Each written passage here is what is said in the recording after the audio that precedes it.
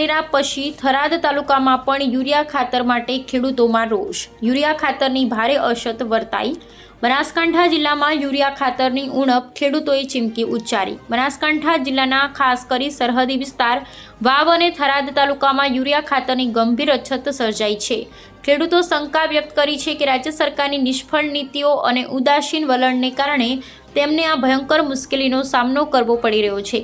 કેટલાક વેપારીઓ તરફથી યુરિયા સાથે નેનો યુરિયા વેચાણ માટે દબાણ કરવામાં આવી રહ્યું છે અને ખેડૂતોએ આ અંગે ભારે અસંતોષ વ્યક્ત કર્યો છે। તેઓએ આક્ષેપ કર્યો છે કે કમિશનના લાલચમાં આવી રીતે દબાણ કરી રહ્યા છે, જે સંપૂર્ણપણે અયોગ્ય અને શોષણરૂપ છે। સ્થાનિક ખેડૂત આગેવાનોનું કહેવું છે કે જો તાત્કાલિક યુરિયા ખાતરનો પૂરતો પુરવઠો ન કરવામાં આવે તો ખેડૂતોને સાથે રાખીને રસ્તા પર ઉતરીને આંદોલન કરવાની ફરજ પડશે અને તે માટે તેની સંપૂર્ણ જવાબદારી સરકાર અને તંત્રની રહેશે।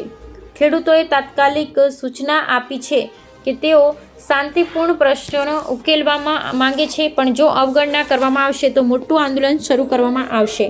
અપેક્ષા છે કે તંત્ર અને સરકાર તાત્કાલિક કાર્યવાહી કરશે અને ખેડૂતોને રાહત આપશે। આજ રોજ હું ગુજરાતના મુખ્યમંત્રી શ્રી અને કૃષિ મંત્રી શ્રીને કહેવા માંગુ છું, બનાસકાંઠા જિલ્લામાં અત્યારે યુરિયા ખાતરની ખૂબ મોટી અછત સર્જાઈ છે।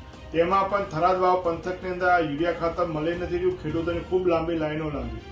કૃષિ મંત્રી શ્રી કહે છે કે યુરિયા ખાતર પૈકી કોઈ નેનોની ડબ્બી લેવી જરૂરી નથી, કોઈ ફરજિયાત નથી। તેમ છતાં તમામ સંઘોની અંદર તમામ દુકાનદારો ફરજિયાત જો યુરિયા ખાતર જોઈતું હોય તો નેનોની ડબ્બી લેવી પડે એવો આગ્રહ રાખે છે। એક બાજુ સરકાર ખેડૂતોની આવક ડબલ કરવાની વાત કરે છે, પણ આજે ખાતરના અછતના લીધે ખેડૂતોનો પાક બરબાદ થઈ રહ્યો છે। તાત્કાલિક ધોરણે મુખ્યમંત્રી શ્રી, કૃષિ મંત્રી શ્રી બનાસકાંઠા અને થરાદ વાવ પંથકમાં યુરિયા ખાતર પૂરું પાડે।